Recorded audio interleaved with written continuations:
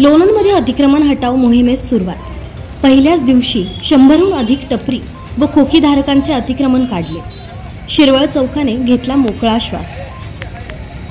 लोणंद शहरातील वाहतूक कोंडीची समस्या कायमची सोडवण्यासाठी लोणंद नगरपंचायत, पोलीस स्टेशन, सार्वजनिक बांधकाम विभाग यांनी संयुक्त कारवाई करून पुणे-सातारा रोड तसेच शिरवळ चौकातील रस्त्याच्या कडेला असणारे सर्व अतिक्रमण काढण्याची मोहीम राबवण्यात आली।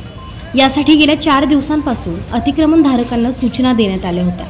या पार्श्वभूमीवर गेल्या 3 दिवसांपासून रस्त्याच्या कडेला असणाऱ्या बहुतांश खोकी व टपरीधारकांनी आपली अतिक्रमणे स्वतःहून काढून घेतली होती। सोमवारी सकाळपासूनच अतिक्रमण हटाव मोहीम राबवण्यात आली। यामध्ये ज्यांनी सूचना देऊनही अतिक्रमण काढले नाही त्यांचे अतिक्रमण जेसीबीच्या सहाय्याने काढण्यात आले। बस स्थानकासमोरील व शिरवळ रोडवरील 100% अतिक्रमणे काढण्यात आल्याने शिरवळ चौकाने मोकळा श्वास घेतलाय। या मोहिमेमध्ये नगरपंचायतीचे मुख्याधिकारी दत्तात्रय गायकवाड व त्यांचे कर्मचारी, राष्ट्रीय महामार्गाचे अधिकारी, लोणंद पोलीस स्टेशनचे सहाय्यक पोलीस निरीक्षक सुशील भोसले व त्यांचे सहकारी तसेच जलद कृती दलाची एक तुकडी तैनात करण्यात आली होती।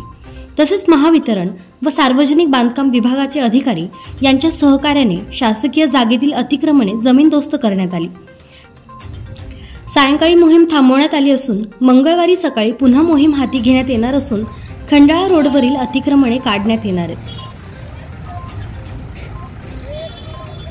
यावेळी डॉक्टर नितीन सावंत म्हणाले की अनेक व्यावसायिकांनी आपली अतिक्रमणे स्वतःहून काढली असून त्यांना त्यांचा व्यवसाय पुन्हा चालू करण्यासाठी प्रशासनाने त्यांचे लवकरात लवकर पुनर्वसन करणे गरजेचे आहे।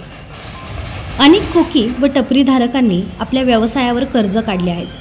सध्या मार्च एंडही जवळच आल्याने अनेकांना बँकांची देणी द्यावयाची आहे।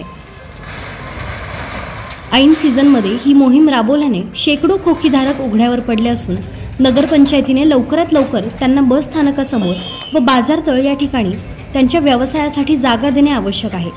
अतिक्रमणे काढल्यानंतर लगेचच रस्त्याचे रुंदीकरण करणे आवश्यक आहे, अन्यथा पुन्हा काही दिवसांनंतर पूर्वीचीच परिस्थिती निर्माण होऊ शकते।